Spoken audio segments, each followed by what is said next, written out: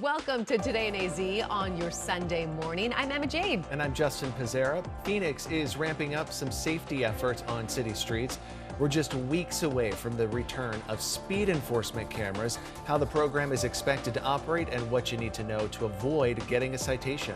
The cooler winter weather causing more people to get sick. Arizona is seeing a sharp increase in illnesses. What's driving the numbers to go up and how you can help your family stay healthy. And then later, the fan favorite Name a Snowplow contest.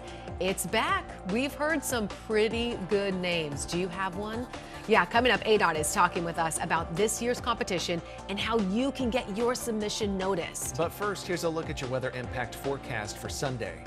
Good morning and welcome to Sunday. I'm 12 News meteorologist Chris Dunn with your weather impact forecast for the week ahead. We have more of the same. Very warm days on the way, but even warmer than it has been. Plenty of 80s every afternoon for the week ahead. That's going to be the impact. So what you need to do is dress in layers, is what we have been doing. Jacket in the morning, shorts or a short sleeve shirt later on in the day. And if you're taken to the pickleball court on Sunday, I will be, 54, 75 midday, and 82 during the afternoon. 82 degrees. Wow. 83 is our forecast high for Phoenix, and that will tie the daily record. 86 at Gila Bend. Wow. 70 at Sedona, spectacular sunshine. 58 in Flagstaff and Show Low at 61. Where's winter? Not showing any signs of that happening anytime soon. Sunny and 83 today, 80 on Monday, 81 on Tuesday, and we have more 80s in your 7-day forecast. What you can expect coming up in just a little bit. Drivers, listen up. Yeah, the city of Phoenix is bringing back its photo safety cameras, and it's happening in less than a month. City officials say this is all to keep all of us drivers safe, reduce the number of fatalities on the roads. It's going to be a bit of a change, and you need to know about it. Our Troy Lynchy is live at the intersection of 7th Street and Thomas, which, Troy, right behind you, that's going to be one of those intersections that will have a camera.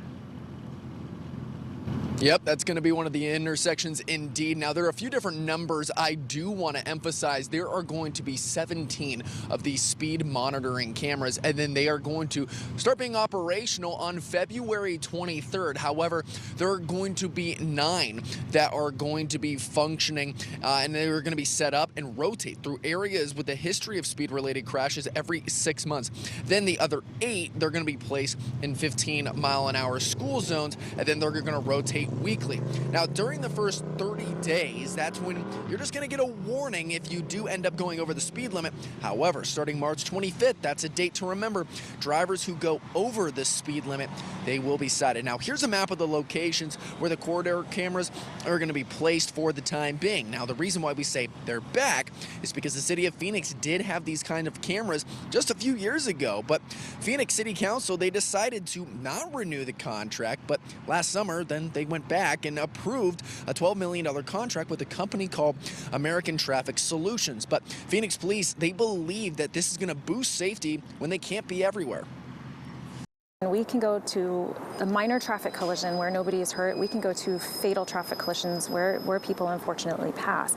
And that's why this speed initiative and this photo traffic enforcement that we're doing is so important, because we want to make the public aware and the community aware that we are concerned for the safety out there.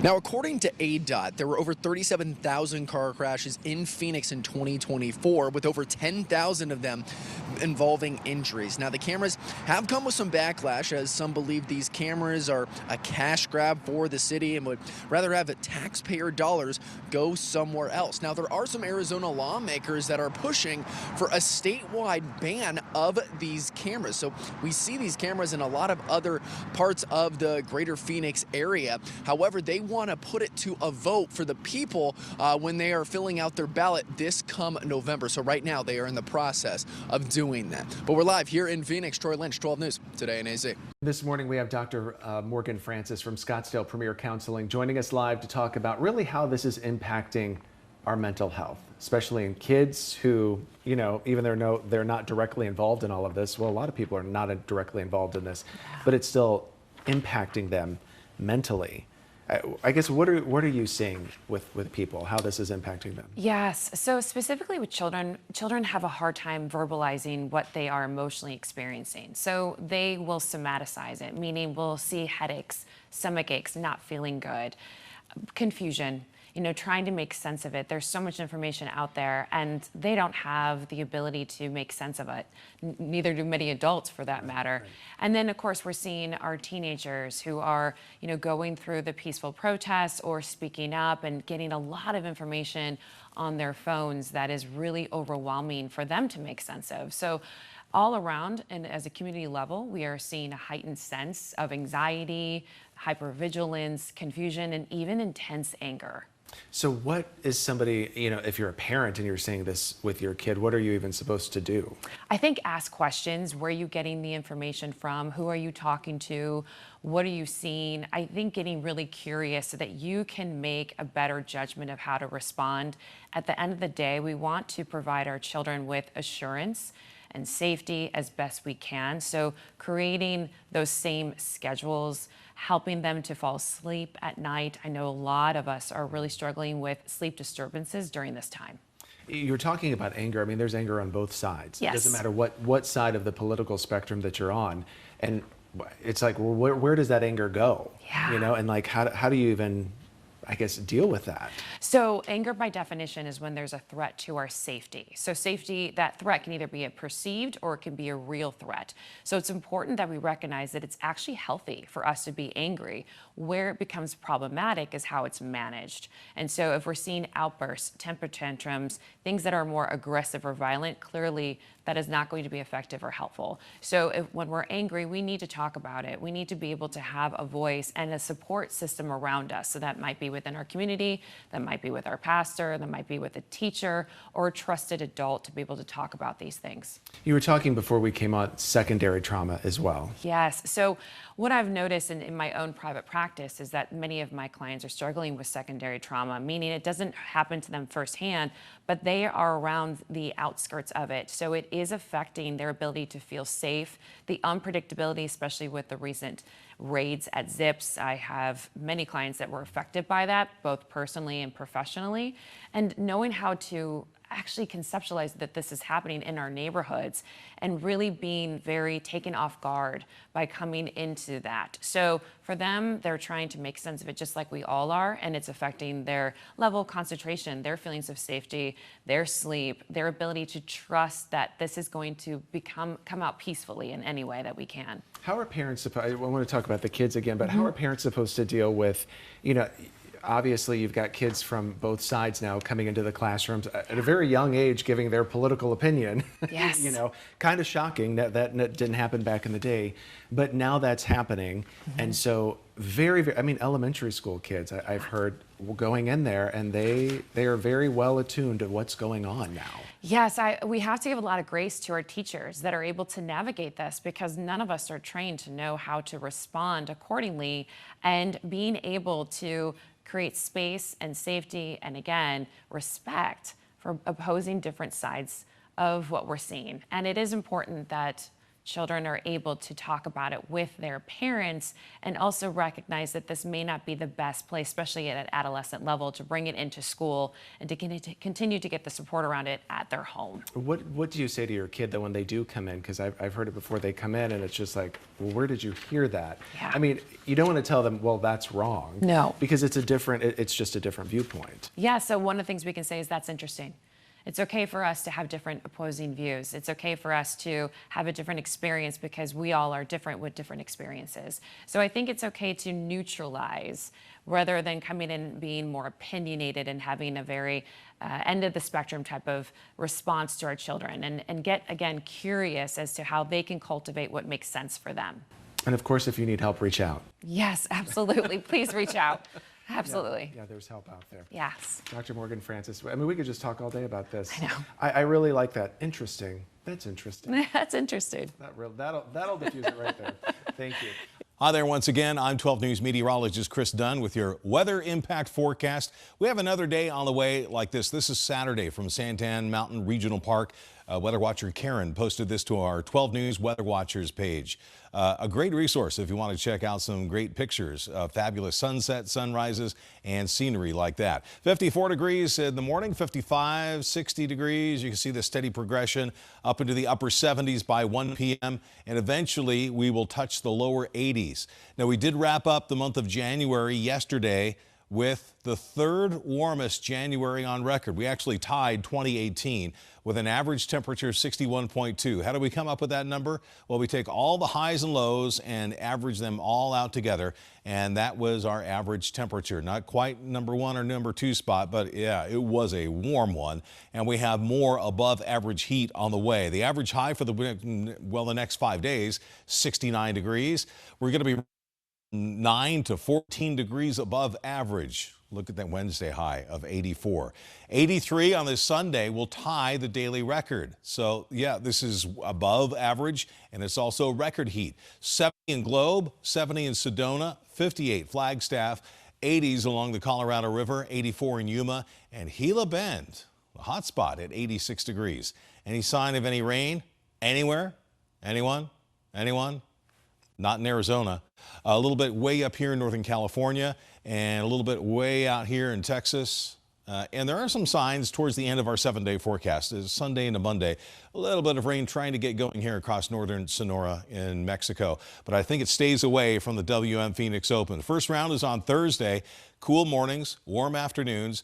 We have practice rounds on Monday and Tuesday, and basically the same will hold true for those practice rounds as well. Daytime temps will be in the 70s and 80s at TPC Scottsdale. Here's the round 1 forecast on Thursday, 80 degrees. The winds, a little bit of a breeze out of the east and northeast at 10 to 15 miles per hour. And the sunrise at 7:20. The first round of golfers will take to the tee at 7:30 on Thursday morning. Here is your Flagstaff 7-day forecast. We're talking about 50s. Typical highs would be in the 40s. And your snowfall, less than a third of the average snowfall for the season to date. Now, we still have some time. We have February, March, and April to make up for lost ground. Hopefully we can do that. But we have a dry 7-day forecast for Flagstaff with those highs in the 50s, lows in the 20s. Here's your Valley 7-day forecast. 83, that'll tie the record today. 80 on Monday, a few extra clouds around, but then that clears out, and then we pop up to 84 degrees on Wednesday. Wow, that's the highlight of the week. And then 80s as we get into the weekend. ADOT is bringing its Name a Snowplow contest back, and it lets anyone submit winter-themed names that'll be placed on snowplows across northern Arizona. Last year, there were over 2,000 submissions. This morning, we're joined by Kelsey Moe with ADOT to talk about the contest. Okay, Kelsey, let's get the rules first, because I can imagine some of this, this may not be appropriate, some of these submissions. Yeah, good morning. So we're currently accepting submissions for ADOT's Name a Snowplow contest from now through February 2nd at azdot.gov/name-a-plow. Any creative winter-themed snowplow names are accepted, and from there, once the submission period closes, we'll review all of those entries and select between 12 to 15 finalists for the public to vote on.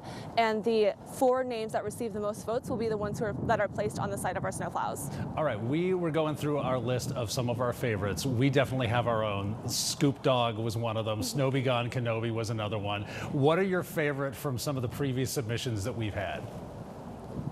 So I actually really like Scoopacabra and also Alice Scooper. Those two were crowd favorites. And the plows that are behind me are Snowy One Kenobi that you mentioned, and also Fast and Furious. So I'm fond of those names too. We have Snowy One Kenobi right behind you. That's fantastic. I didn't even know that was a snowplow. That's amazing.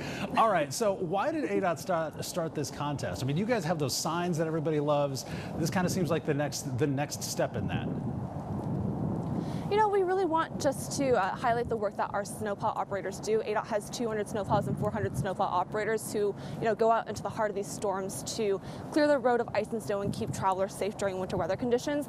And also so we can, offer safe driving tips for people who may not be familiar with what to do when they see a snowplow. So if you encounter Snowy One Kenobi or Fast and Furious out on our highways, make sure that you stay at least 4 car lengths behind that snowplow.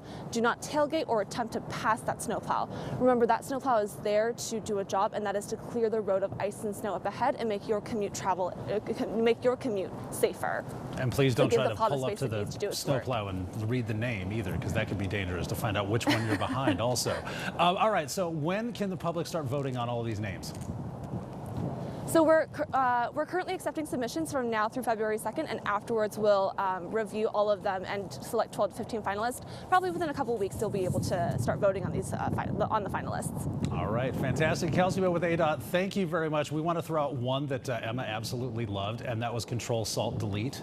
I'm a big fan of that one myself. That was a good If someone steals it, more power to them, but I think we need credit. The 12 News emblem right on the side of an ADOT plow and Control, Salt, Delete above the top. I like that idea. Arizona, it's Wellness Wednesday, and respiratory season, it is surging in our state. Joining us this morning is Dr. Raina Patel. We're going to the experts. She's a pediatrician at Phoenix Children's to break down what families really need to know and how to keep kids healthy, because as I just told you, Dr. Patel here, my son is down with something. Emma's kids are getting down with something. It is really starting to ramp up. Yep. Yeah, it sure is. You know, this is the season, right? After the fall and you've gone through the holidays, everyone's coming back together. The weather is cooler outside. People are gathering indoors, and it's a perfect opportunity for viruses to spread to each other, for kids to share, you know, their germs with each other in daycare and in school. And then share with mom and dad. And Of course. takes the whole house down, right? My goodness. Absolutely. So what specific illnesses are really of concern right now? You know, in the community right now, and nationally, I would say RSV, which is respiratory syncytial virus, influenza, and COVID-19. Those are probably the three to think about at the moment, yes. Gosh, it's a bad trifecta for sure. Yes. I'm taking a lot of people down. I'm sure you guys have seen probably more patients because at Phoenix Children's, I mean, this goes really across the state and across the nation too, but kids seem to be more susceptible to this. I mean, and does it hit them harder than it does us? Yeah, kids are just different, you know, especially the younger ones, right? They haven't had a chance to build their immune system. So they're still being exposed to some of these viruses, number one. And number two, depending on the age and the virus itself, such as RSV, oftentimes it hits the babies or the younger ones a lot harder. And so I think that, that just makes a difference. And kids are together all the time. Right. And so they spread it amongst each other. And so, you know, prevention is the best thing you can try to do. Oh, yeah. I mean, if you can, right? We were just Yes. talking about my 9-month-old son. He just wants to put his mouth on everything. Yes. And I just see it before I can wipe it down and it's already done. And I'm like, okay, well, let's see how many days until this will show up. So, you know, he is dealing with stuff.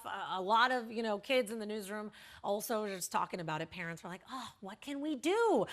Because it's hard to get, you know, the kids to wash their hands and be disciplined about doing that. Are there any other tips, even though I know that's a great one? Yes, absolutely. So number one, as a pediatrician, I'll recommend getting your vaccines. Okay. And so anything you could get vaccinated against, you know, talk to your child's pediatrician or their doctor. That's a great prevention strategy. And of course, you already hit the nail on the head, which is washing your hands when you can. You know, and just, I think if you teach the kids to make it fun, and one of my little tips is, you know, sing the happy birthday song twice. And if you do that, you'll wash your hands for 20 seconds, and that's what's recommended. So you really get those germs away. So that's a good thing. You know, other things as parents, I think, you know, if your child is sick or you're sick, trying to keep them home during that time period so that we prevent the spread, you know, and protect vulnerable children as well. Those are all great things to do. I mean, the most important, right? Prevention is key because you don't want to have to treat it. You'd rather prevent it. Yes. I know I hear that from so many doctors as well. So, you know, you talked about COVID, flu, RSV. When we talk about the symptoms and run them down, sometimes they can seem very similar. Is there a good way for us to be able to tell them apart? The short answer is no. Okay. Testing is really the one way to differentiate them specifically. Okay. But when you think about the symptoms, you know, usually it's going to be fever, it's going to be cough, you know, nasal congestion, runny nose, maybe sore throat. Maybe your child doesn't want to drink as well. So for the most part, most of these viruses, you're going to give them supportive care. Okay. I think if you have concerns or you're not sure or your child is just not acting like themselves, take them to their doctor, and then you can have a shared decision-making, you know, plan of should we get them tested, and if so, what should we test them for? Yeah, I mean, cold, that's going around right now too, and you really don't know if it could be something as simple as that or something a little bit more serious. So you did talk about the vaccines. We're really getting in the height of, you know, respiratory illness season. And so is it too late now to get it? Should we just ride it out until next year, or is it like any time is a good time? Anytime is a good time. It is absolutely not too late to get your vaccines right now, especially with the flu circulating. If you haven't gotten your flu vaccines or your child hasn't gotten protected. It's a great prevention strategy. Can you do multiple of these vaccines at the same time? You can, yes. Okay. You know, we're all busy people, right? And you're busy at work. So if you're going to take your child in or you're going to go in, go ahead and combine the vaccines together so you kind of get a blanket protection for everything you possibly can. Yeah, I mean, so many of these tips, you know, are for the kids, but for the adults, it's just good for everyone to practice the hand washing, staying home if you're sick, because you don't want to take down the whole office either, my goodness. Is there any big message that you want parents to know as we continue to kind of navigate through the peak respiratory season? Well, my big message is going to sound like probably what all of our moms have told us our whole lives. Okay. It's going to be, you know, get good sleep at night, drink plenty of water, stay hydrated, eat your balanced, you know, nutritious diet, and get plenty of exercise. What I will add to the mom advice will be get your vaccines so you can, you know, help prevent, you know, yourself getting sick. Of course, stay home when you can, and then wash your hands. Okay, all things we can do to prevent or try and minimize how bad it's really going to be. Dr. Reina Yes. Patel from Phoenix Children's, thank you so much for being here. Thank you for having me. We really appreciate it. Tax season officially starts today, and there are some changes that you need to know about before you file. I know some people like to be early, but hold on. I know, you got to wait a little bit. We've got Troy Lynch live in studio to help answer some of your big questions. And the first one, Troy, is a lot of people wonder each year, should I just do it myself, save some money, or do I need to hire someone this time around? Yeah, that is the big question, especially heading into this year, because there are changes in the tax code that we see every single year. But according to USA Today, the passage of the big, beautiful bill has led to the most tax changes since 2017. So that could make things a little bit more complicated if you want to do it yourself. But then using artificial intelligence or IRS resources, that could definitely help you if you want to do it on your own. So let's talk about those changes. We'll see increases in standard deductions for the 2025 tax year, $31,500 for married couples filing jointly and $15,750 for single filers.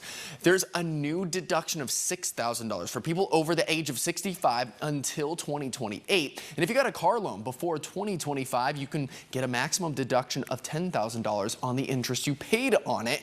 Now, there's no tax on tips and overtime, and also there are no more clean energy tax credits specifically for electric vehicles and solar panels. So always good to note, especially going forward. Now, the IRS is expecting to receive about $164 million in individual returns this year. And it's important to note that compared to last tax season, the IRS is much smaller than this time around. Now, the agency lost about 11% of their total employees and about a third of their tax auditors. Now, the IRS is also warning people about getting tax advice from online sources like TikTok and Reddit, which has led to a growing number of tax fraud schemes. And tax law is complicated, and sometimes the advice offered online is incomplete, which could cause you to be penalized or pay a steep fine.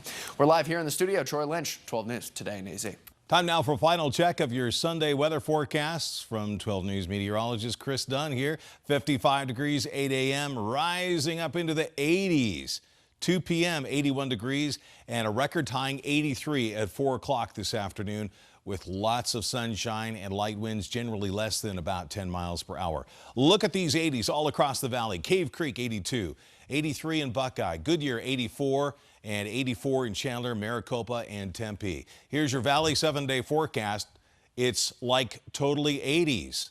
83 today, 84 Wednesday, and we'll keep it right around 80 degrees heading into next weekend. Thank you so much for joining us this Sunday morning. And remember to start your week in every morning with Today in AZ. It starts at 4:26 and now streaming until 9 on 12+.